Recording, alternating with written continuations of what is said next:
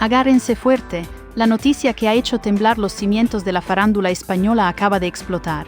José Ortega Cano, el icónico torero, no solo ha roto su férreo silencio, sino que lo ha hecho con una descarga de palabras tan hirientes y directas que han provocado un auténtico seísmo en Cádiz y han desatado una alerta máxima en los círculos más íntimos de Madrid. Lo que se perfilaba como una entrevista rutinaria, un simple encuentro veraniego, se transformó de golpe en una auténtica hecatombe mediática, un torbellino incontrolable de acusaciones y verdades afiladas. Aquí no estamos hablando de un malentendido efímero, ni de una declaración sacada de su contexto original. No, amigos, esto ha sido un estallido verbal con nombre y apellido, un misil cargado de intenciones, lanzado en el corazón de la temporada estival, justo cuando la prensa y la opinión pública lo daban por inmerso en su merecido descanso. Pero la calma era una farsa. Lo que ocurrió no fue fruto del azar. Ortega Cano, con una frialdad calculada, conocía con exactitud cada palabra que pronunciaba y, lo que es más importante, a quién iban dirigidas. Y vaya si las dijo. La conmoción es absoluta, un terremoto emocional que está redefiniendo los límites de lo permitido en el mundo del corazón, demostrando que bajo una aparente tranquilidad siempre se esconde una fiera dispuesta a rugir con la fuerza de un vendaval. La conversación, inicialmente, discurría con la placidez habitual de un encuentro veraniego entre el maestro y el corresponsal del Diario de Cádiz. Año tras año, la tradición se repetía. Un coloquio sosegado sobre la canícula, los matices de la temporada taurina, el influjo del mar en su espíritu, sus apacibles paseos por la orilla y el significado profundo de Costa Ballena, ese refugio idílico que considera casi un santuario personal. Sin embargo, en esta ocasión una atmósfera inusual flotaba en el ambiente. Desde el instante mismo en que la charla comenzó, a pesar de su característica cordialidad, Ortega exhibía una seriedad pétrea, una solemnidad que el experimentado periodista no tardó en advertir con inquietud. Era como si una tensión invisible se hubiera ido acumulando a su alrededor durante semanas, una presión creciente ligada a un asunto que le laceraba el alma. El futuro incierto de su nieta Rocío, hija de José Fernando y de la tristemente fallecida Michu. La expectativa en la redacción era palpable, sabiendo que el torero, en momentos de máxima intimidad, solía soltar perlas informativas, pero nadie imaginaba la magnitud de la luz que estaba a punto de desatarse. El escenario estaba preparado para una bomba, aunque nadie intuía que el detonante sería tan directo y devastador. El detonante se activó cuando, tras un preámbulo de preguntas corteses y generales, el reportero, con una aparente inocencia periodística, introdujo el nombre de Inmaculada, la madre de Michu y actual tutora legal de la pequeña. Acto seguido, procedió a leer en voz alta fragmentos de unas declaraciones recientes de esta última en otro medio, donde afirmaba con vehemencia que su nieta se negaba a separarse de ella, que estaba dispuesta a reducir sus horas laborales para dedicarle más tiempo, y que carecía de la más mínima intención de obstaculizar el contacto con la estirpe Ortega Cano. Un mensaje que en la superficie parecía revestido de un espíritu conciliador, una rama de olivo en medio de la contienda.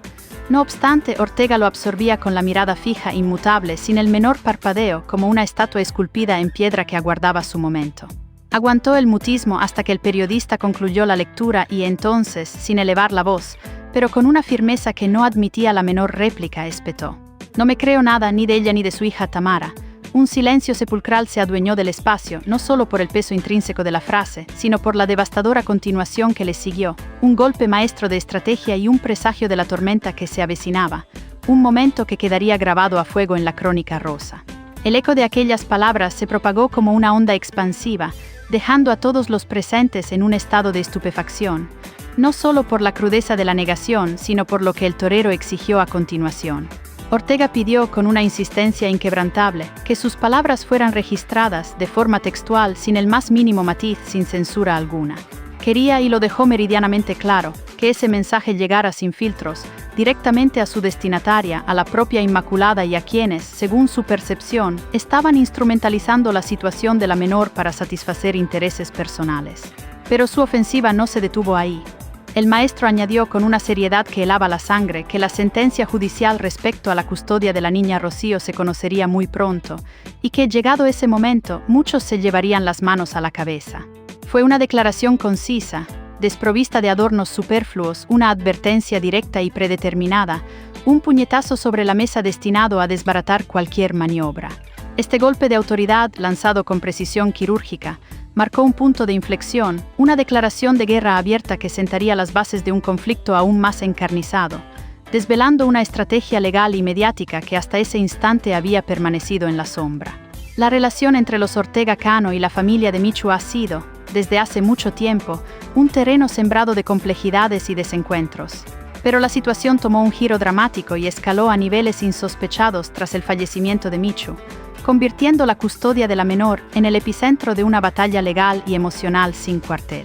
Por un lado, Inmaculada ha insistido con una tenacidad inquebrantable en que la niña se encuentra en perfectas condiciones bajo su cuidado, que se ha adaptado plenamente a su entorno actual y que por tanto no existe motivo alguno para alterar su situación.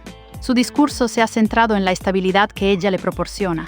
Por el otro, la familia Ortega ha defendido con la misma vehemencia que la menor requiere crecer en un ambiente de mayor estabilidad emocional y económica, completamente al margen de la exposición mediática, y por supuesto rodeada de su familia paterna, de su propio linaje.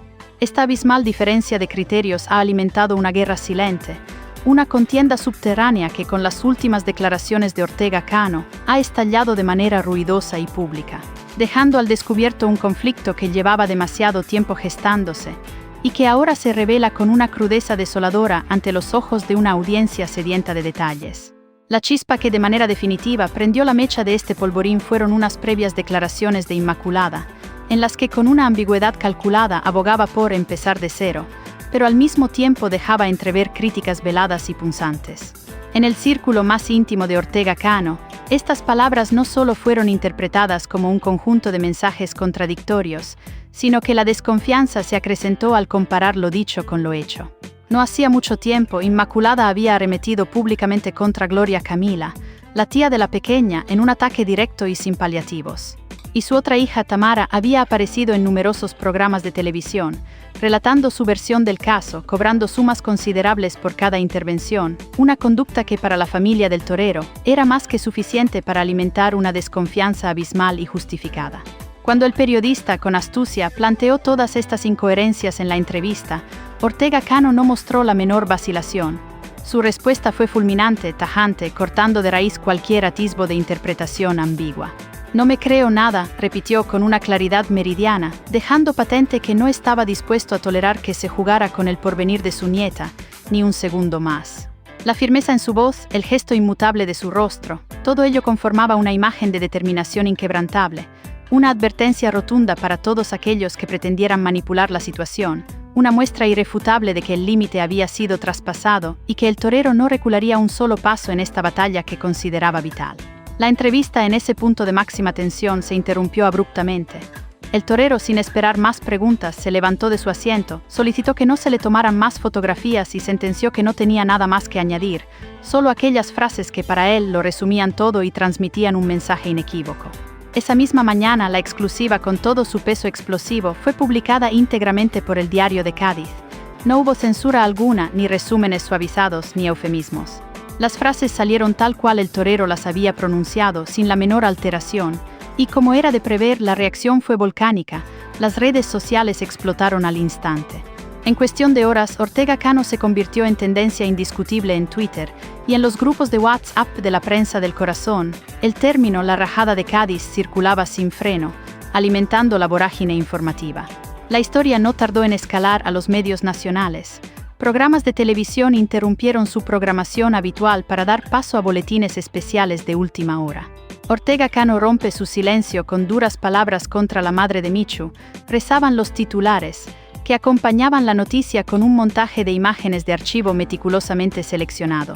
Ortega paseando por la playa, Gloria Camila ingresando a un juzgado, Tamara en un plató de televisión y fragmentos antiguos de Michu junto a José Fernando. Todo orquestado para intensificar la narrativa del conflicto, para dotarla de un dramatismo que enganchara a la audiencia.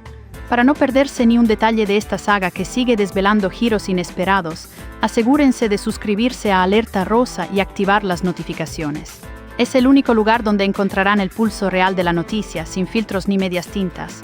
Pero lo que muy pocos sabían y que la investigación periodística de Alerta Rosa se encargó de desvelar con asombrosa celeridad, es que este estallido público no era, en absoluto, un rapto espontáneo de ira o frustración.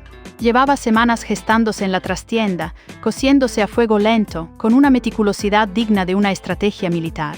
Según fuentes fidedignas y cercanas al entorno del maestro, El equipo legal de Ortega Cano llevaba un tiempo considerable recopilando una ingente cantidad de documentos, declaraciones testimoniales y hasta material fotográfico que, a su juicio, avalarían de manera contundente su postura ante el juez. La entrevista en Cádiz, lejos de ser un arrebato impulsivo, fue en realidad el pistoletazo de salida de un movimiento mucho más amplio, el inicio de una ofensiva mediática calculada para dejar cristalino que la familia Ortega no iba a quedarse de brazos cruzados, que su silencio había llegado a su fin. Mientras en la Costa de la Luz todo estallaba, en Sanlúcar de Barrameda, a pocos kilómetros de distancia, Inmaculada recibía la noticia de la peor manera posible, por teléfono. Una amiga con la voz alterada por la conmoción le espetó: «Inma, ponte la tele. Ortega Cano ha hablado y no es para invitarte a un café». Al encender el televisor, la imagen le golpeó como un mazazo. Allí estaba imponente la figura de Ortega y la frase, proyectada a gran tamaño, que se clavaba como un puñal: «No me creo nada, ni de ella ni de su hija Tamara». Como si eso no fuera suficiente, se sumaba una sentencia no menos hiriente: «Y la pequeña se quedará con los Ortega». Dicen que en ese instante el rostro de Inmaculada se transfiguró, palideció hasta un extremo fantasmal. Se sumió en un silencio tenso durante unos segundos interminables, para luego murmurar, con una voz apenas audible pero cargada de una amenaza latente: «Este hombre no sabe con quién se mete». Y ahí, justo en ese punto de impacto emocional, en la fragilidad de su aparente derrota, comenzó la segunda, y quizás la más explosiva, parte de esta apasionante historia, una batalla de voluntades donde las palabras se convierten en armas letales. En menos de una hora, la quietud en Sanlúcar de Barrameda se desvaneció, arrastrada por la incesante sinfonía de un teléfono que no cesaba de sonar. Eran periodistas ávidos, redactores de revistas del corazón, productores de televisión con propuestas tentadoras, e incluso algún vecino curioso que, con un tono a medio camino entre la preocupación fingida y el morbo descarado, inquiría sobre su estado de ánimo.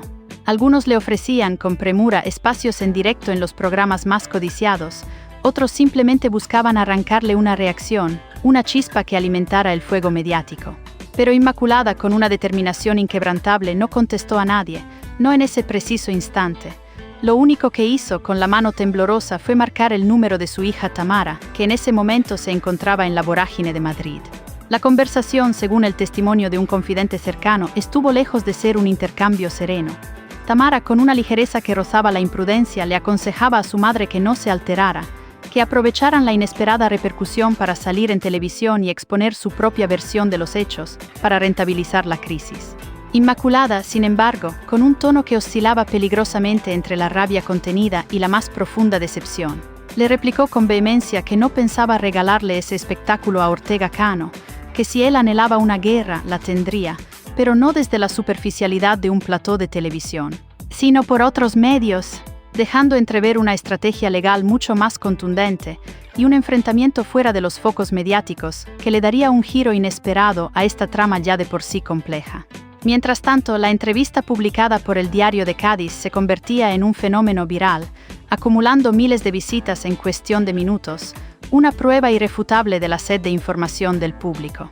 En la sección de comentarios, el universo de los usuarios se polarizaba, creando dos bandos irreconciliables: aquellos que apoyaban fervientemente al torero aplaudiendo su determinación por proteger a su estirpe, y quienes defendían a Inmaculada, presentándola como una abuela abnegada cuyo único anhelo era el bienestar de su nieta. Algunos acusaban a la familia Ortega de una vil intención de arrebatarle a la niña, mientras que otros, con perspicacia, veían en la constante exposición mediática de Tamara un motivo más que suficiente para dudar de las verdaderas intenciones del entorno materno. El debate, como era de esperar, no tardó en extenderse a las redes sociales, donde cada nueva publicación abría un nuevo frente de batalla, alimentando la vorágine de la opinión pública. En el mismo instante en que los medios nacionales comenzaban a replicar la noticia con urgencia, en la efervescente redacción de un conocido programa de televisión vespertino, ya se estaba orquestando una tertulia express para la noche. Se contactó de inmediato a los colaboradores habituales, se prepararon vídeos de archivo con una velocidad vertiginosa, se recuperaron entrevistas antiguas y se redactó un guión minucioso, abarcando todos los puntos clave. El titular, contundente y sin ambajes, rezaba: Ortega Cano estalla contra la familia de Michu y deja claro que la niña se quedará con los Ortega. La expectación era máxima, el morbo se palpaba en el ambiente. A esas alturas, Ortega Cano ya no era solo noticia. Era la portada de una historia que estaba tomando la forma de una serie dramática de proporciones épicas, un culebrón que prometía capítulos de alto voltaje, donde cada palabra y cada gesto eran analizados con lupa, y donde el público estaba enganchado, deseoso de no perderse ni un solo matiz de esta trepidante narración. Si aún no te has sumergido en el mundo de Alerta Rosa, este es el momento. Suscríbete para estar al tanto de cada giro inesperado y para que nunca te pierdas los detalles más escandalosos de estas historias que parecen sacadas de una película. El revuelo fue inmediato, una explosión de comentarios y análisis. Algunos medios publicaron solo el titular conciso y directo: "La niña vivirá con los Ortega". Otros se atrevieron con interpretaciones más emocionales, cargadas de subjetividad, pero todos sabían que el contenido real del documento era más sutil, más matizado. No había vencedores absolutos, no era una victoria aplastante, pero sí un cambio de equilibrio significativo. Y eso bastó para que en casa de Ortega Cano brindaran en silencio, con una mezcla agridulce de alivio y preocupación, conscientes de que esto no significaba el final de la contienda. Porque mientras la prensa digería la noticia en Madrid, en Sanlúcar, Inmaculada convocaba a un pequeño grupo de periodistas de confianza. No quería cámaras, solo grabadoras, una señal de que buscaba un tono más íntimo, menos circense. Allí, en una conversación tensa y cargada de resentimiento, dejó claro que no pensaba rendirse. Dijo que seguiría peleando legalmente, que recurriría a la decisión con todas las armas a su alcance y que estaba preparando un informe exhaustivo con nuevas pruebas que demostrarían que ella había sido la figura más estable, la constante, en la vida de su nieta durante los últimos años. También confirmó que su hija Tamara seguiría en los medios si era necesario, si la batalla lo requería. "No vamos a escondernos", dijo con una voz que transmitía una mezcla de desafío y cansancio. La guerra, pues, no terminaba con la sentencia, simplemente cambiaba de frente, de la televisión al juzgado, del ruido mediático al terreno de los recursos legales. Pero nadie dudaba de que la historia seguiría en las pantallas, en las portadas de las revistas, porque en esta batalla cada declaración, cada gesto, cada publicación en redes sociales era un movimiento calculado, una pieza en un ajedrez de alto riesgo, y todos los contendientes estaban dispuestos a jugar hasta el final sin importar el coste, con la esperanza de ser los últimos en pie. La sentencia ya era pública y el foco mediático empezaba a desplazarse, pero la historia, como un río subterráneo, seguía su curso. Ortega Cano, sumido en un calculado silencio, dejó que los hechos hablaran por él. La niña permanecía bajo la custodia de la familia paterna y lejos de los platós. Su entorno trabajaba incansablemente en construirle una rutina estable, un remanso de paz. No hubo comunicados nuevos ni declaraciones estridentes, solo una calma que parecía restaurarse, al menos de puertas para adentro. Por otro lado, el círculo de Inmaculada, que había agotado su discurso en televisión, comenzaba a desinflarse. El recurso legal fue presentado sin ruido, sin prensa, sin el tono desafiante de semanas atrás, como si las fuerzas se hubieran agotado. Ya no quedaban energías para más exposición, para más circo. Tamara aún intentó mantener vivo el tema con un par de entrevistas adicionales, pero la audiencia, volátil por naturaleza, ya estaba en otra parte, buscando nuevas controversias. Incluso Gloria Camila, tras su última y elocuente publicación en redes, decidió no volver a referirse al asunto, poniendo fin a su participación mediática. José Fernando, por su parte, se mantuvo en un silencio elocuente, dejando claro que el foco de la noticia ya no le pertenecía. Y en Costa Ballena, donde todo empezó con aquel estallido que sacudió los cimientos de la crónica social, la rutina volvió a ser la de siempre. Paseos tranquilos, cafés sin cámaras indiscretas, un verano sin titulares que recordaran la tormenta. Así, de forma inesperada, la historia encontró su cierre. No fue con un gran discurso, ni con un último estallido dramático, sino con algo más poderoso: el desgaste inherente al escándalo y la decisión firme e irrevocable de un juez. Lo que empezó con una frase lapidaria, lanzada en una entrevista veraniega que parecía inofensiva, terminó con una realidad concreta, una sentencia que marcó un antes y un después.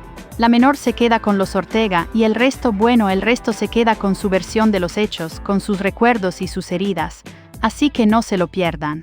Para estar siempre al día de las historias más impactantes y los giros más inesperados, suscríbanse ahora mismo a Alerta Rosa y no dejen que la verdad se les escape. Nos vemos en el próximo minuto de la actualidad más explosiva.